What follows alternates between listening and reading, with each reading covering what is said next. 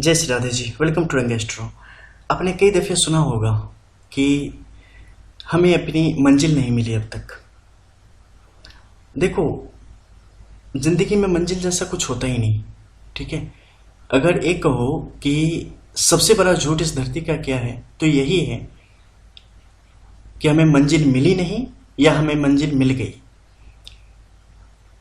अगर कोई एक कहता है कि हमें मंजिल मिल गई तो समझ लो मर चुका है, अब उसमें कुछ नहीं है, वो अपने किरदार के बाहर जा चुका है। और अगर आप कहते हो कि हम अपनी मंजिल की तरफ बढ़ रहे हैं तो आप खुद से झूठ बोल रहे हो, क्योंकि ये जो एक कहानी है ना मंजिल की, ये वास्तविकता में वो जो रेगिस्तान में जो पानी वाली बात होती है ना, उस उसी तरीके की है। दीवार स्वप्न है कि हमेशा आभास होता है कि आगे पानी है। मंजिल भी बिल्कुल वैसी ही है, जब वहां पे पहुंचेंगे तो आपको फिर आगे दिखाई देगा एक दूसरा सरोवर पानी का। जिंदगी में बस रास्ते होते हैं, मंजिल ना कभी थी ना कभी होगी। रास्ते सही से निकल जाए ना, समझो मंजिल मिल गई। कौन सी मंजिल? पूर्णता की। पता, जब एक बच्चा जन्म लेता है ना तो एक खाली कैनवास की तरह होता है, ठीक है। कैनवास कैसा भी हो सकता है, बहुत सारे लोगों का बहुत अच्छा होता है, बिल्कुल सादा ऊपर से नीचे तक बिल्कुल स्क्वायर कटिंग एक तरीके की।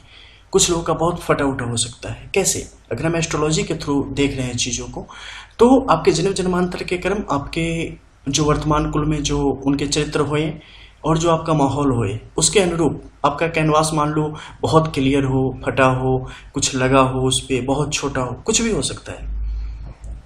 लेकिन आपके जो कर्म होते हैं ना, वही उसके रंग होते हैं। आपके हाथ में होता है, चाहे जैसा रंग भर लो अपने कैनवास में, चाहे जैसे रंग दो अपनी जिंदगी को। ऊपर वाला जो है ना, कुदरत जो है ना, वो किसी के साथ गलत नहीं करता। आपने जो कमाया वही आपको देगा। आपने अगर रंग कमाया है तो आपको रंग ही देगा, मिट्टी नहीं देगा आपको। और अगर आपने बेहतर प्यार कमाया है, आपने रस कमाया है, आपने प्रेम कमाया है, तो रंग भी उस कैनवास पे वैसे ही उतरेगा और आपकी जिंदगी वही दिखेगी आपको। अब चॉइस इज योर्स। या तो जिंदगी में रंग भर लो या कर दो उसे भंग। बहुत सारे लोगों को देखते होगे, ठीक है, हमेशा उन्हें ऊपर वाले से या जो परम शक्ति है, परम तत्व है, एक शिकायत होती है कि हमें तो कुछ मिला ही नहीं, हमें तो बस स्ट्रगल मिला है, मिला तो फलाने वाले को, जबकि वो उसे डिजर्व भी नहीं करता। मैं सच बताऊं, अगर ऐसी शिकायत आप करते हो ना, तो अगर वो सामने कभी पूछने आ जाए ना तो शर्म से आंखें नहीं उठेंगी। जो किरदार उसने दिया उसे तो तुम निभा नहीं पाए और तुम दूसरे के किरदार में ढूंढ रहे हो। इसे कहा जाता है नाच ना आवे तो आंगन टेढ़ा, ठीक है।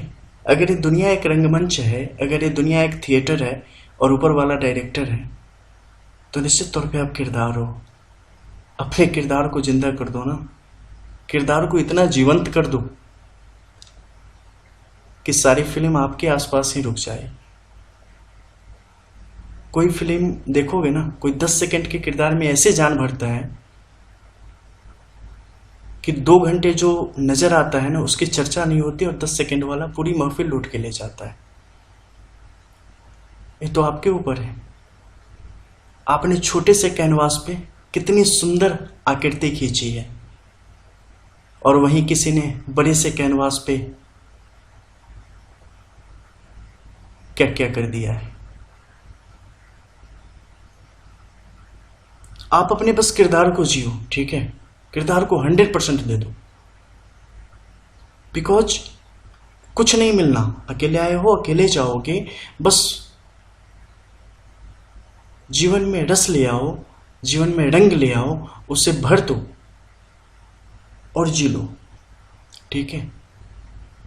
एक अच्छा फल अगर मान लो बहुत सड़ी गली टोकरी में रखा हुआ हो, फिर भी लोग उसे लेना पसंद करेंगे, वहीं एक बहुत अच्छी पैकिंग में सड़ा हुआ कोई आइटम रखा हो तो कौन लेना चाहेगा। तो ये कभी मत सोचना कि मैं किस सोसाइटी से आता हूँ, कहाँ से आता हूँ, मेरी पैदाइश कैसी है, या मैं बहुत छोटे लेवल का हूँ। भैया नहीं, इंडिविजुअल लेवल पर सब छोटे हैं और सब बड़े हैं, किसी के साथ कुछ एक्स्ट्रा बेनिफिट है ही नहीं। ये बस कहने सुनने की बात है और आपके देखने का और आपके नजरिए का फर्क है, ठीक है। सब वैसे ही अकेला है।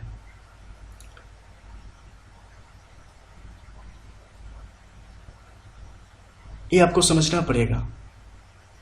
जब आप समझ जाओगे ना कि इस थिएटर में मैं एक कलाकार हूं बस, और मुझे अपने रोल को जी लेना है, आप सच में जिंदगी जी लोगे और उतना कुछ पालोगे जितना हमेशा फ्रंट को लीड करने वाला नहीं पा पाएगा। ऊपर वाला डायरेक्टर सब देख रहा है कि कौन जी रहा है अपनी चीजों को।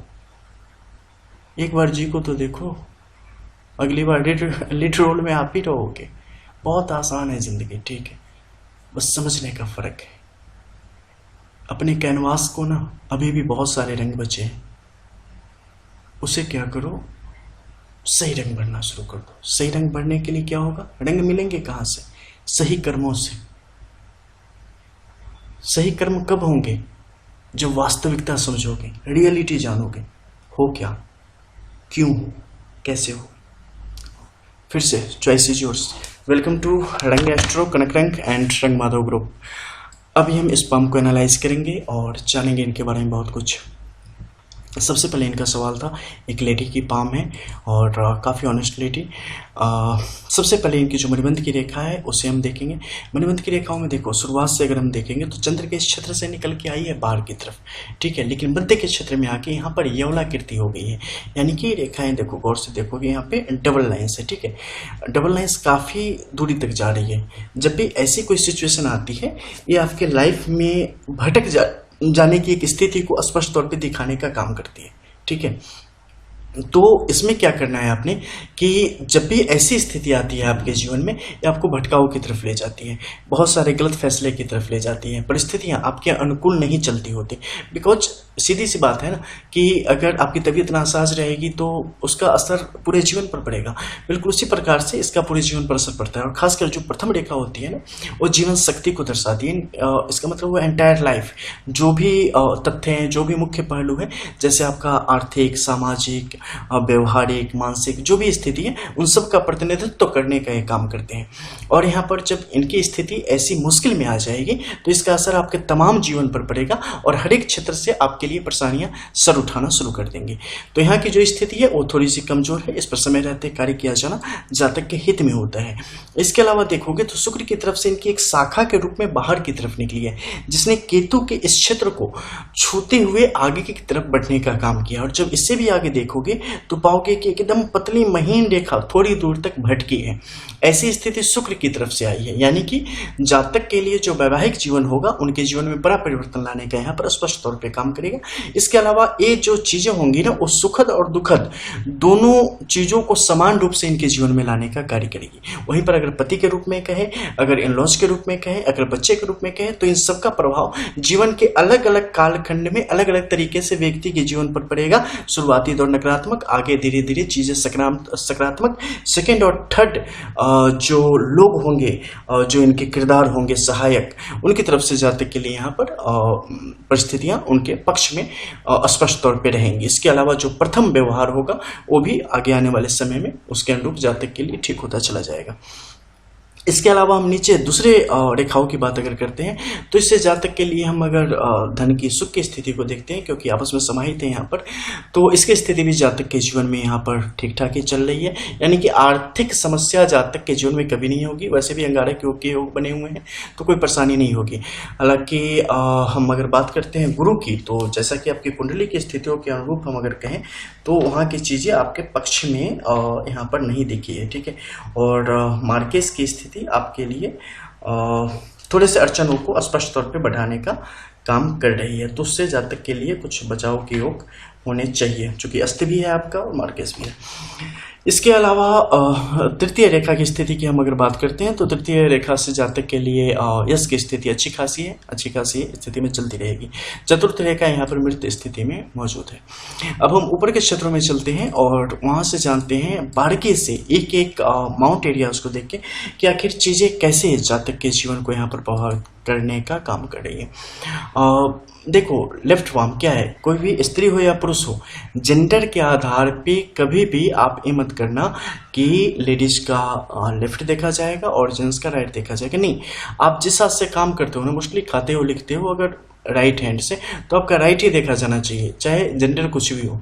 ठीक है, तो पामिस्ट्री में, एस्ट्रोलॉजी में कहीं ऐसा नहीं लिखा हुआ है कि उसके आधार पे देखा जाना चाहिए। तो ऐसा अगर कोई करता है तो समझ जाओ कि क्या है। और जब भी देखो तो दोनों पाम देखो, ठीक है, बिकॉज एक हाथ में जो है ना जग मारने के लिए लकीरें नहीं मिली है। ठीक है, एक का जो आपका जो सेकंड पाम होता है उससे आपके डेस्टिनी के बारे में पता चलता है, यानी कि प्रारब्ध। प्रारब्ध क्या है? जन्म जन्मांतर के क्रम अनुसार जो फल आपको प्राप्त होते हैं। अब देखो, बहुत सारे लोग बोलते हैं किसने देखा है जन्म जन्मांतर। देखो, जन्म जन्मांतर वैसे ही है जैसे एक सुबह और एक रात्रि है। ठीक है, जैसे कि दिन बीते जा रहे हैं ना, वैसे ही जन्म निकलते जाते हैं। जैसे आज आपने सुबह पौधा लगाया तो 2-4 साल के बाद वो फल देना शुरू करता है। ठीक उसी प्रकार से अगर इस जिंदगी में आपने कुछ गलतियां की हैं तो हो सके इसमें मौका नहीं मिले तो 2-4-10 जन्म के बाद मिलेंगे। लेकिन जैसे उसका फल आज ही लगाने से आज ही नहीं मिला, ठीक उसी प्रकार से जो करे रहोगे ना, उस समय अगर नहीं मिलेगा तो बाद में मिलेगा। क्योंकि आपके लिए ये जिंदगी एक ही जिंदगी है, लेकिन जो इसका बनाने वाला है ना, उसके लिए तो बस क्लियर है ना कि जैसे आपके लिए एक कपड़ा है, कपड़े बदलते हो, वैसे ही वो आपके लिए आपकी जो शरीर है वो बदलता होता है। तो आज नहीं तो कल देगा। तो बड़े स्तर पे देखो चीज़ों को तो समझ में आ जाएगी कि आपकी क्या क्षमता है, हमारी क्या औकात है, और उसी की तरह एक चींटी और दूसरे रेंगने वाले जीवों की क्या है। तो सबकी अपनी कैटेगरी है, उसके अनुसार उन्हें मिलता है। तो ये होता है प्रारब्ध। और प्रारब्ध के अधीन ही किसी व्यक्ति का जन्म किसी कुल में अच्छे या बुरे और अलग अलग तरीके से होता है। धनवान, गुणवान और आध्यात्मिक घर में या क्रूर घर में या डाकू के यहाँ या साधु के यहाँ, इसी तरीके से आप जन्म के जो जन्म जन्मांतर के कर्म होते हैं ना, उसी के अनुरूप आपको अलॉट होता है। जैसे कैडर होता है ना कि हाँ चलो इन्होंने अच्छे नंबर लाए तो इन्हें फलाना कैडर, उनके थोड़े कम आए तो फलाना कैडर। बिल्कुल सारे सिस्टम वही है, समझोगे तो एकदम क्लियर हो जाएगा कि क्या है कहानी। ठीक है, उसी के अनुरूप आपको चीजें मिलती है। इसीलिए हमारे शास्त्रों में जाओगे तो आपको बताया जाएगा कि कर्म अच्छे करने चाहिए, क्योंकि मोस्टली चीजें तो आपको यही दिख जाती है। ठीक है, आज का जो आपका कर्म है ना, कल के किस्मत के रूप में तब्दील होती है। ठीक है, अगर अभी आपने खाना बनाया है तो 2 घंटे के बाद आप खाओगे, भूखे नहीं रहोगे। तो अभी कर्म हुआ तभी तो किस्मत में भोजन था ना आपके। अब वहीं पे ये भी लोग कहेंगे कि हाँ, एक कर्म करना भी तो किस्मत है। जी बिल्कुल, तो उसके लिए फिर आपको जाना पड़ेगा डेस्टिनी में। तो यही सब चीजें हैं। और डेस्टिनी यानी कि क्या? डेस्टिनी 2 तरीके की चीजें हो जाएंगी। जो चल रहा है उसे भी डेस्टिनी मानो, और जो साथ में बीता हुआ है उसे भी डेस्टिनी मानना होगा। इसके सूक्ष्मता में जाओगे ना तो पता चलेगा चीजें बिल्कुल क्लियर है, एकदम स्पष्ट है, लेकिन हम देखना ही नहीं चाहते। हम अंधे बन जाते हैं कि नहीं, हमें क्रिजाल का लेंस चाहिए तो हम देखेंगे, नहीं मिलेगा ना। अब लोग बैठ के ताकते रहो। तो अब यहाँ पे क्या है कि हम बात कर रहे हैं जुपिटर की। जुपिटर पे देखो यहाँ पे क्या है, अब बेस की अगर बात करते हैं तो बेस इनका स्ट्रांग है। कैसे स्ट्रांग है?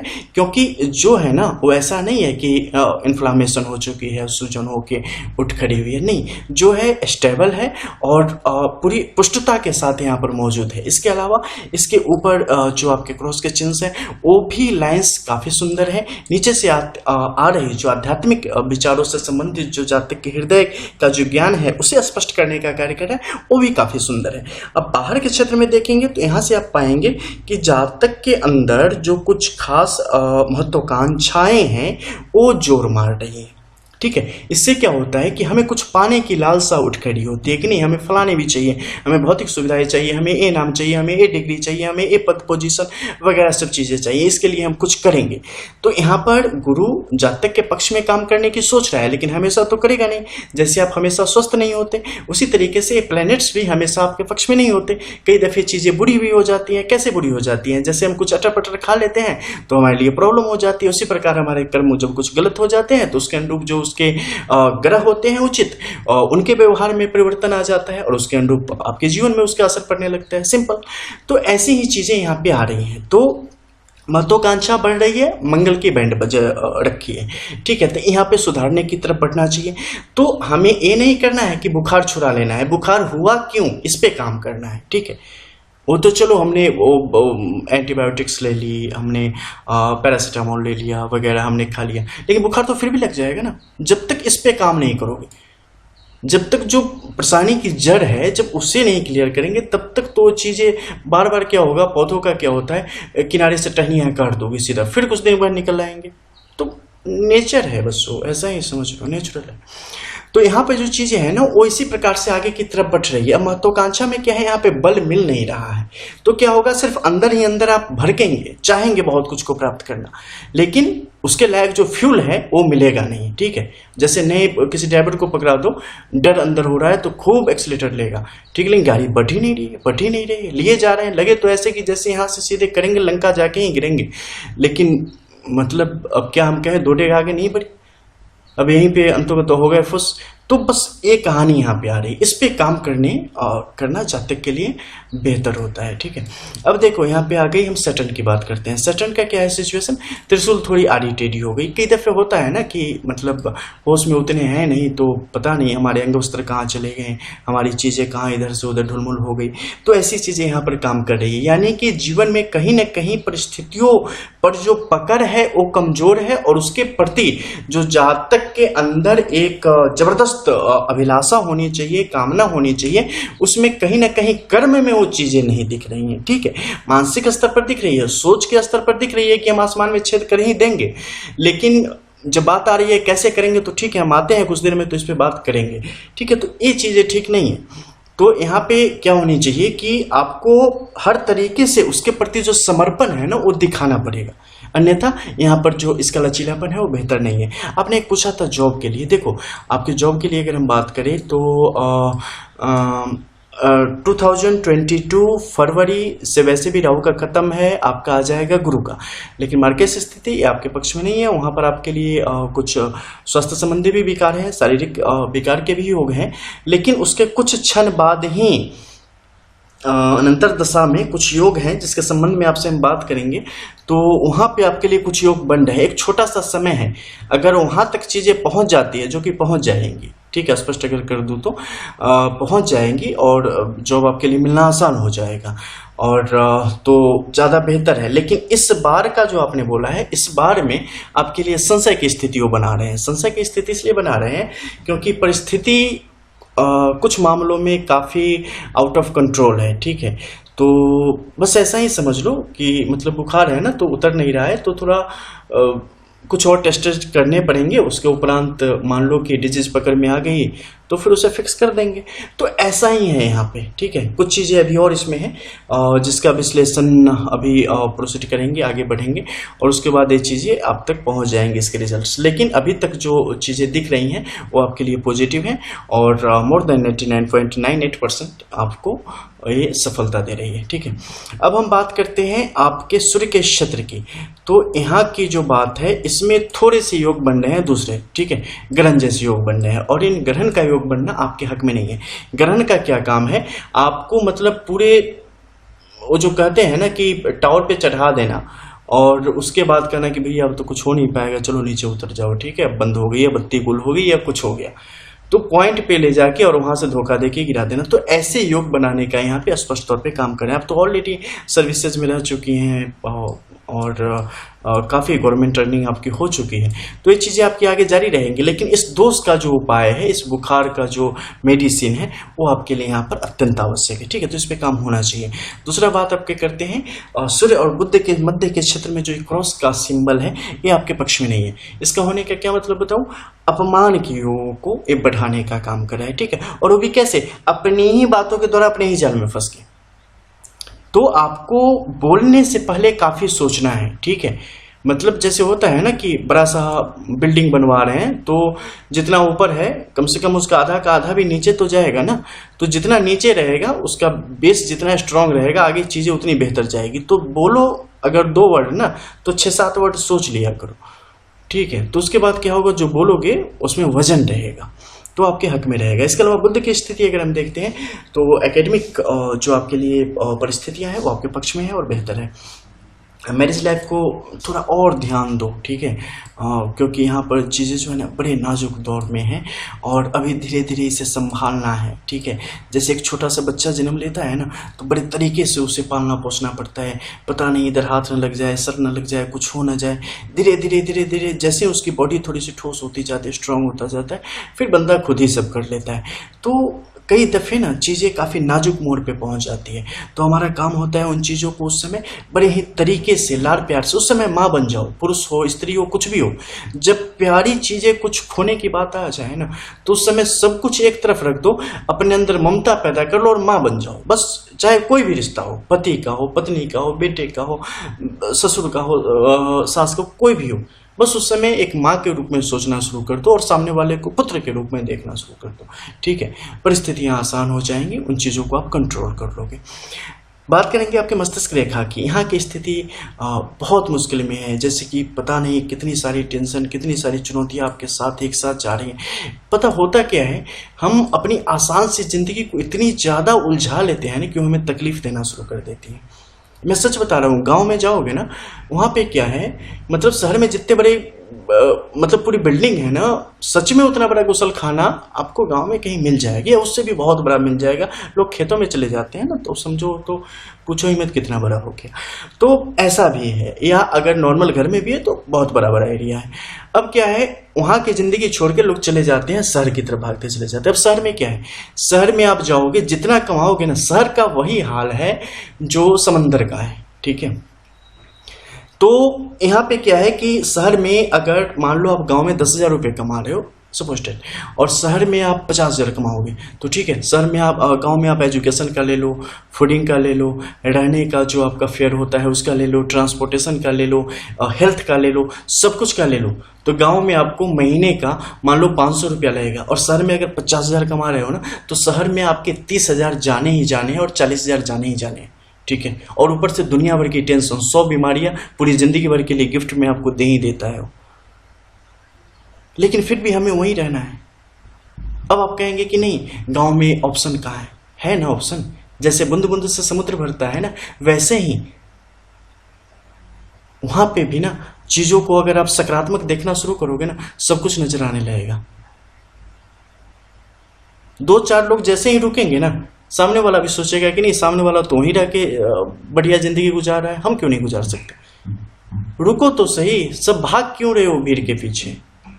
ऐसे भाग रहे हो जैसे पता नहीं वहां पे अमृत बट रहा हो, जबकि जहर बट रहा है वहां पे। रियलिटी में कुछ नहीं है, आप कुछ कमा नहीं रहे हो, आप मौत की तरफ और तेजी से बढ़ रहे होते हो, आप जिंदगी से और तेजी से दूर भाग रहे होते हो। लेकिन आपको वही चाहिए, क्योंकि आपको पढ़ाया ही गलत गया है। जानते हो, एक कहावत है कि जो अपने के नहीं होते हैं किसी के नहीं होते हैं। तो अगर आप अपने शास्त्रों के, आप अपने उपनिषदों के, आपके जो वेद हैं उनके नहीं हो, आपका जो वास्तविक स्वरूप है आप उसके नहीं हो ना, तो आप किसी के नहीं होगे। और जब खुद के नहीं हुए तो किसी के होने से भी क्या फायदा। 2 मिनट के लिए अगर मान लो हो भी जाओ तो ठीक है। तो पहले खुद के बनो और पता करो कि जीवन में चाहिए क्या, मजा या आनंद। मजा बहुत बड़ी सजा है, और आनंद परमात्मा से मिलने का एक अवसर, परम आनंद। वो आनंद जिसे ढूंढने के लिए इस दुनिया में आए थे, खो गए कहीं। क्यों खो गए? ढूंढो ढूंढो इन चीजों को, सब पता चल जाएगा कि क्या है जिंदगी और कितना कुछ खो रहे हो। आप शहर में कुछ कमा नहीं रहे हो, अब विदेशों में कुछ कमा नहीं रहे हो। पैसे जिंदगी देते ही नहीं, सच बताओ, पैसे बस मौत देते।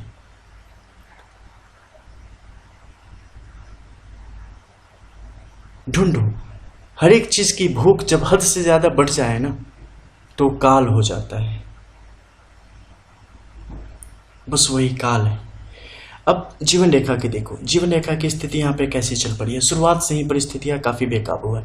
मध्य के क्षेत्र में मंगल की रेखाओं को अगर देखते हैं, उनकी स्थिति जातक के पक्ष में नहीं है और ये परेशानियों को घरेलू स्तर पर अत्यधिक बढ़ाने का काम करती है और उसका सीधा प्रभाव आपके सोचने समझने की जो क्षमता है उस पर स्पष्ट तौर से आता है।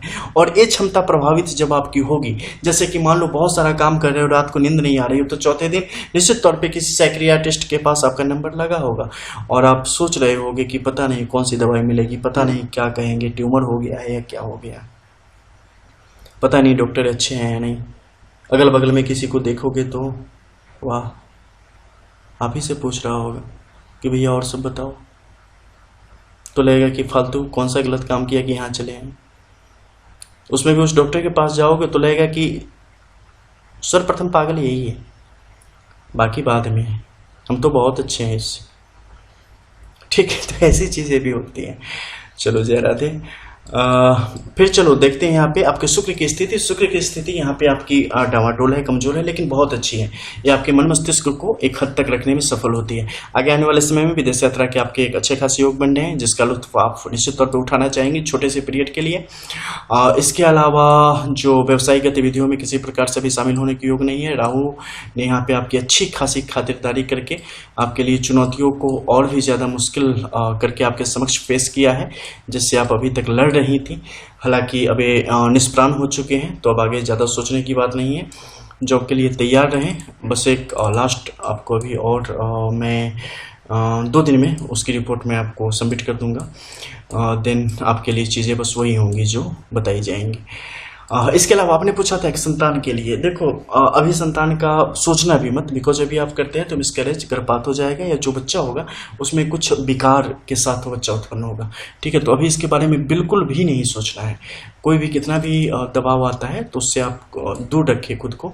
ठीक है, और सिर्फ जॉब के लिए कंसंट्रेट करिए। एकेडमिक जो आपकी चीज़ें हैं उसे बढ़ाने की तरफ आप बढ़े, वही आपके पक्ष में यहाँ पे रहने वाला है। इसके अलावा बाहर बहुत ज़्यादा घूमने उमने की अभी ज़्यादा ज़रूरत नहीं है। ठीक है, क्योंकि वो आपको नुकसान पहुंचाने की स्थिति में है। शारीरिक तौर पे आपको तोड़ने फोड़ने का काम करने वाला है, तो थोड़ा वाहन वगैरह से बच के सावधानी के साथ आगे बढ़ना आपके हित में रहेगा। अगर घूमने फिरने जाने का मन है तो थोड़ा आ जाओ कहीं हिल स्टेशन से घूम फिर के। ठीक है, कोरोना वोरोना होगा नहीं आपको, फिलहाल चीज़ें आपके पक्ष में हैं। ठीक है, लेकिन मास्क लगा लेना, नहीं तो लोग बोलेंगे उसने बोला। तो अब क्या है कि फिलहाल जो आपके कर्म हैं यहाँ पे सही दिशा की तरफ अब बढ़ रहे हैं, सकारात्मक रूप से चीज़ों को दर्शा रहे हैं, तो इसे लेके बढ़ो, ऐसे ही लेके बढ़ो और चीज़ों को पालो।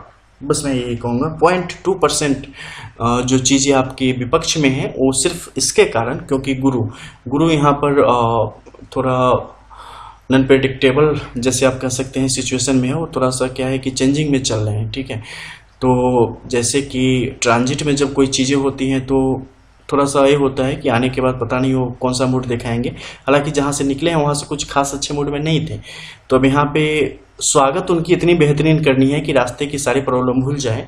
तो स्वागत रूपी जो रेमेडीज हैं वो आपको हम बताएंगे, वो करना आपके यहाँ पर हित में होगा। ठीक है, बाकी जो अभी 2022 जून के बाद तो वैसे भी चीज़ें ठीक हैं, कोई ज़्यादा परेशानी है नहीं। छोटी मोटी चीज़ें तो ज़िंदगी में लगी रहती है और लगी रहने भी चाहिए, तो बस वो लगी रहेंगी। मैरिज लाइफ में थोड़ा सा बस कुछ पर्सनल चीज़ें हैं, मैं आपको एक कर दूंगा, उस पर थोड़ा सा ध्यान देना, बाकी ठीक रहेगा। और हाँ, हेल्थ पे अभी बहुत ज़्यादा ध्यान दो। ठीक है, उसका विकार आ रहा है, साथ ही आपके जो माता पिता हैं उनके जीवन पर भी कुछ बादल मंडरा रहे हैं काले, तो उस पर भी थोड़ा सा ध्यान दे के रहना है।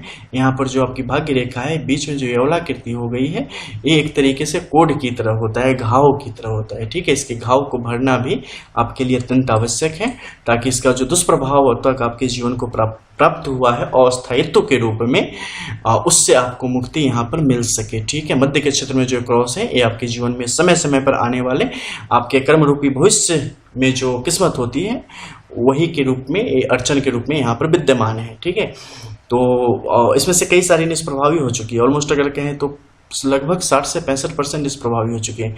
ये बिल्कुल निष्प्रभावी है। नीचे वाला देखो, लाइन लगा देता हूँ, इसका काम खत्म हो गया है, इसका काम खत्म हो गया है, ये निष्प्रभावी हो गया है, ये पूरा यहाँ का सर्किट जो है ना सब उड़ गया है, यानी कि ये अब कोई आपके लिए बुरा नहीं कर रहा है, ये सब बुरा ऑलरेडी कर चुके हैं।